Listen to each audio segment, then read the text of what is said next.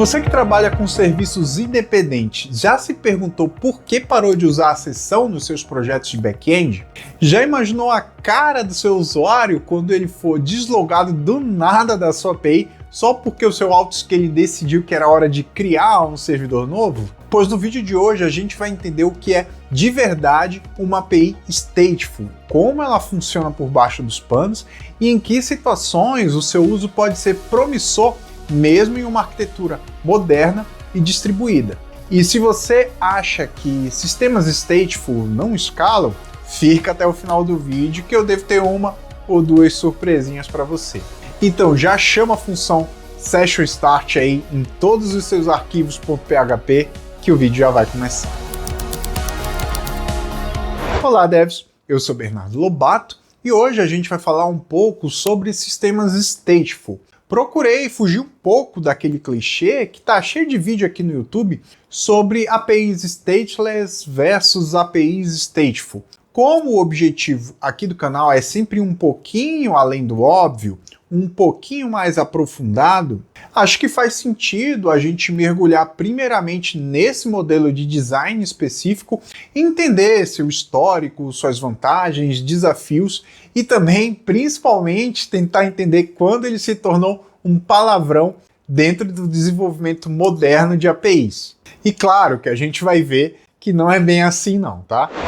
Mas para começo de conversa, o que quer dizer uma API ou um sistema stateful? A API stateful é aquela que mantém estado entre as requisições do lado do servidor. Ou seja, ela depende de um contexto e esse é gerenciado no lado do servidor. Isso significa que a cada nova chamada, essa não é totalmente independente. O servidor precisa lembrar quem é aquele usuário, em que etapa de um determinado fluxo ele está, ou quais os dados já foram processados ou armazenados por aquele usuário anteriormente. Normalmente, no modelo tradicional, esse estado fica armazenado em memória ou em arquivos dentro do próprio servidor e é identificado por um Session ID ou um cookie enviado pelo cliente. Se esse estado não está previamente salvo dentro do servidor ou do seu ecossistema, a aplicação não consegue continuar o fluxo corretamente. Ou seja, temos um forte acoplamento entre as requisições e os servidores que processam essas requisições. Se você está acompanhando bem, já deve estar maquinando um ou outro probleminha aí que pode acontecer no ciclo de vida dessas aplicações, certo? Mas calma que a gente vai chegar lá. Vamos ver agora brevemente como é o esquema de uma requisição em uma API stateful. Vamos supor que o nosso cliente vai fazer uma autenticação. Ele vai enviar um post para o endpoint /login com as suas credenciais. Dentro do lado do servidor, que vai receber essa requisição, primeiramente ele vai validar aquele usuário, autenticar com login e senha. Depois, dando tudo certo, ele vai criar uma sessão vinculada a esse usuário em memória, ou em cache, ou em um arquivo, e gerar um Session ID. Esse Session ID vai ser devolvido para o cliente em forma de um cookie. E esse cliente vai ser armazenado e enviado em requisições posteriores pelo cliente. Daí, no lado do servidor, a gente vai ter uma estrutura mais ou menos parecida com essa aí, tá bom? Então a gente vai ter o ID daquela sessão vinculada ao objeto. Aqui, por exemplo, o user ID, no caso esse aqui é o user 42, ele tem um papel de admin. Digamos que a gente grava também na sessão os itens do carrinho dele e principalmente a data de expiração daquela sessão. Isso é muito importante. Digamos que o usuário continua navegando no site e faz novas requisições. Dessa vez, por exemplo, ele vai dar um GET no endpoint /pedidos. Agora, quando ele fizer essa requisição, o próprio browser já vai enviar esse cookie contendo o Session ID que a gente criou, no caso esse ABC123. Já no lado do servidor, quando essa requisição chegar, ele vai buscar por esse Session ID, recuperar aquele objeto que a gente mostrou, que são os dados do usuário, processar essa requisição com base nesse contexto, nesses dados, nesse objeto de sessão do usuário e devolver uma resposta adequada ali para o nosso cliente.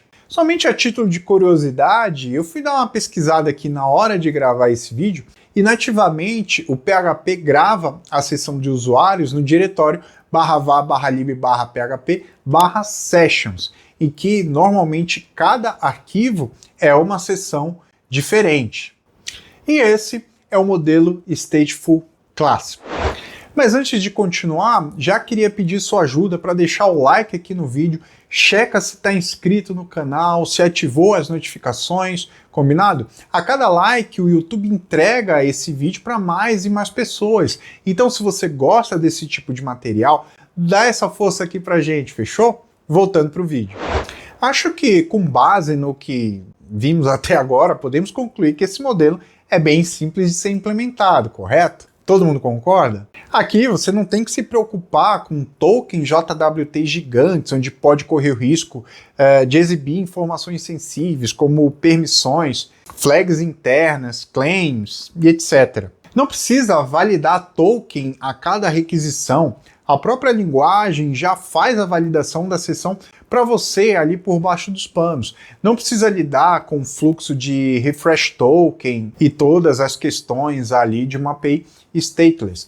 E um ponto bem importante é que a revogação da seção com uma API stateful é simplesmente um session destroy, continuando com o nosso exemplo de PHP. Se você trabalha com JWT e uma API stateless hoje em dia, sabe que revogar o token nesse modelo é um pouco mais complicado, concorda? E além de ser simples de implementar, a preocupação com infra aqui é mínima. Basta um servidor de aplicações e um sonho.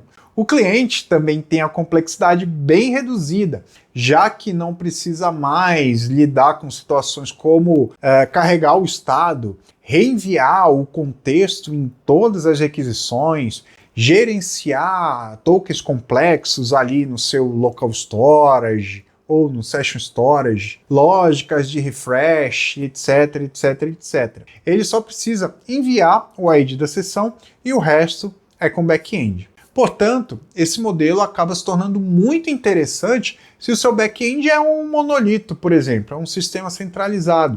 Se sua infra não é e nem deve ser tão complexa assim. Dessa maneira, podemos dizer que esse modelo de desenvolvimento dominou a arquitetura de sistemas server-side desde meados dos anos 90, mais especificamente ali em 1994, quando a Netscape introduziu o uso de cookies nas requisições, permitindo que navegadores passassem a usufruir desse recurso.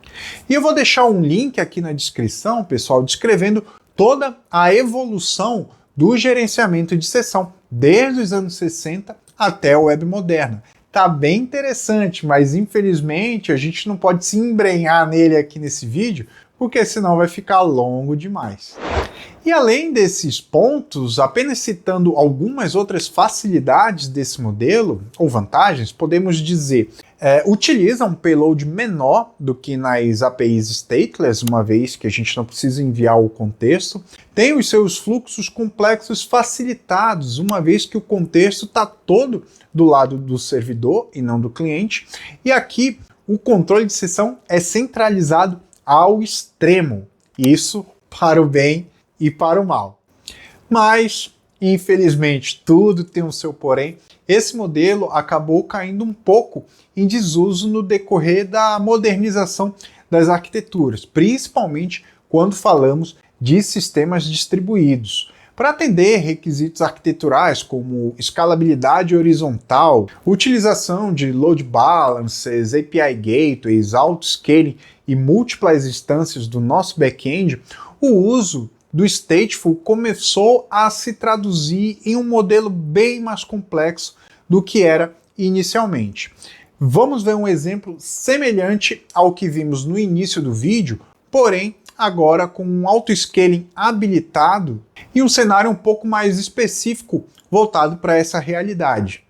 Agora, aquele mesmo cliente que vai fazer uma chamada, um post para o /login, vai esbarrar de cara ali com o load balancer. Dentro dessa nossa infra, agora temos, por exemplo, 3 instâncias do nosso back-end, a instância A, a instância B e a instância C. Digamos que o nosso load balance ali por meio do seu algoritmo resolva jogar o nosso post para instância A. Essa instância vai fazer todo aquele fluxo que a gente já viu, criar a sessão, armazenar a sessão ali no servidor, da maneira que ela está configurada, e retornar o cookie para o cliente, como um header do response. A seguir, com o cliente já autenticado, porém agora fazendo uma chamada num novo endpoint, como num get, num /perfil, por exemplo, passando esse cookie que foi retornado, o session ID ABC123, agora a gente vai ver uma diferença aqui na nossa requisição. O load balance enviou ele para a instância B, ao invés da instância A. Essa instância não tem aquela seção em memória. Dessa maneira, a nossa solução acaba retornando algum tipo de 401 nesse caso, porque a seção naquela instância específica é uma seção inválida. Assim, gente, conforme a gente viu aqui, é impossível usar o design stateful em sistemas distribuídos, certo? Errado, erradíssimo. Hoje em dia, a gente tem várias estratégias que nos possibilitam utilizar esse modelo em arquiteturas modernas, e aqui a gente vai falar brevemente de algumas delas. A primeira que a gente vai falar é o Session Store centralizado. Nessa estratégia, todas as instâncias salvam as sessões em um armazenamento compartilhado, como um banco de dados ou em um cache distribuído, por exemplo. E hoje em dia ouve-se muito falar em Redis como uma forma de Session Store. Ele armazena sessões em memória com altíssima performance e acesso distribuído, permitindo que múltiplas instâncias compartilhem esse mesmo estado com baixa latência e alta escalabilidade.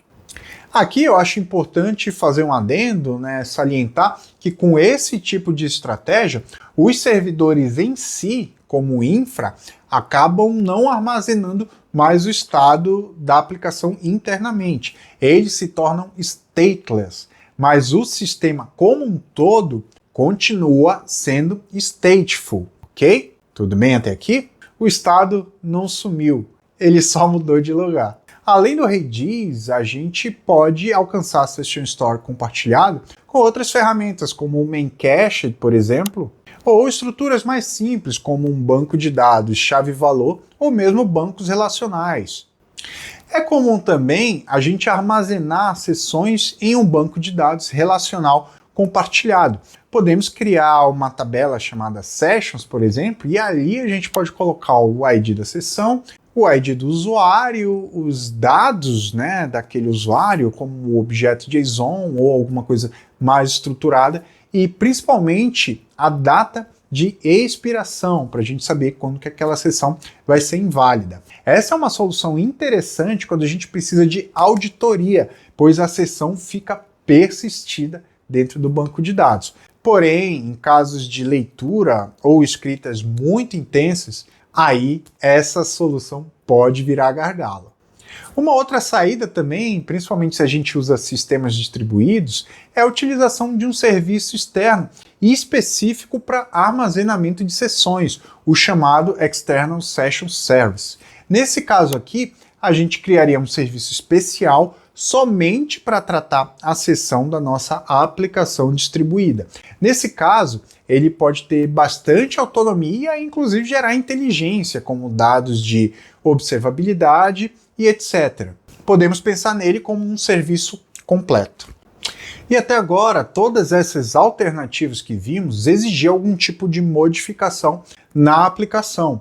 Essa próxima abordagem não precisa. Normalmente é uma simples configuração nos load balancers ou API Gateway e acaba sendo mais simples que as outras e muito efetiva. É a chamada Sticky Session ou afinidade de sessões. Nessa abordagem, o load balancer sempre manda as requisições dos mesmos usuários para as mesmas instâncias, evitando que a sessão se quebre nesse caso, como a gente viu no exemplo, quando tínhamos múltiplas instâncias. Porém, a gente tem aqui um problema, um Não, alguns problemas.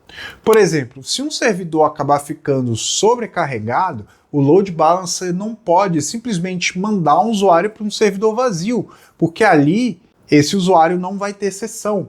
Então o usuário acaba ficando preso naquela própria instância. Esse, infelizmente, é o preço da simplicidade. Normalmente, principalmente em provedores de nuvens mais populares, essa é uma configuração no ingress das aplicações, quando a gente está utilizando modelo de containers, ou configuração dentro do próprio load balancer ou API gateway, conforme já mencionado.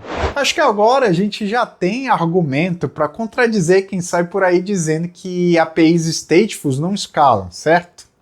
O que não escala é a sessão tradicional, armazenada localmente. Sessão distribuída é uma solução madura, viável, testada e aprovada para uso em produção. Mas por que, hoje em dia, eu optaria por utilizar uma API stateful? Bom, eu diria que, em geral, quando guardar o estado no servidor simplifica o fluxo, por exemplo, em checkouts com múltiplas etapas, nesse caso, eu tiraria a complexidade do cliente, formulários muito longos, com muitos passos, semelhantes àqueles wizards, administrativos, ou mesmo em processos transacionais. Aqui é um ponto importante, viu? Em um futuro próximo, eu vou trazer um vídeo onde a gente vai falar sobre transações em sistemas distribuídos, e a gente vai ver que é facinho a gente perder a mão na complexidade do tratamento dessa transação, hein? O outro ponto é que se o meu sistema é simples e o meu time já está familiarizado com essa simplicidade, digamos, é algo para intranet, ou algo que precisa se aproveitar de frameworks ou sistemas tradicionais ou legados, em que o custo de trocar seja muito alto, por exemplo, aplicações legadas, como eu já falei, ou, por exemplo, eu preciso, de repente, escalar um WordPress, ou um sistema que o back-end e o front-end são uma coisa só, é naquele modelo mais tradicional. Em resumo, se o sistema é centralizado, se o domínio é controlado, a simplicidade vale mais que a elasticidade extrema. Você quer opções como revogação de token imediato, logout imediato. Não precisa de autenticação distribuída entre múltiplos serviços independentes. A utilização de uma API stateful pode se tornar uma opção viável e eficiente dentro da sua solução. Às vezes, stateful é simplesmente a solução mais honesta e mais simples para o seu problema. No final das contas, eu posso dizer que as APIs stateful não ficaram obsoletas, elas somente deixaram de ser a única opção. O importante aqui é a gente entender o nosso problema e ter repertório técnico para encontrar a melhor solução para ele com o melhor custo e eficiência. Ok, gente? Mas por hoje é isso. Se esse vídeo te ajudou de alguma forma, peço que deixe o seu like mais uma vez, compartilha com o seu time, compartilha com o seu tech lead, deixa um comentário aqui pra gente enriquecer essa discussão, ok? No próximo vídeo a gente vai fazer um vídeo nesses moldes aqui mais detalhados sobre as APIs stateless, ok? Mais uma vez agradeço a sua audiência e a gente se vê no próximo vídeo.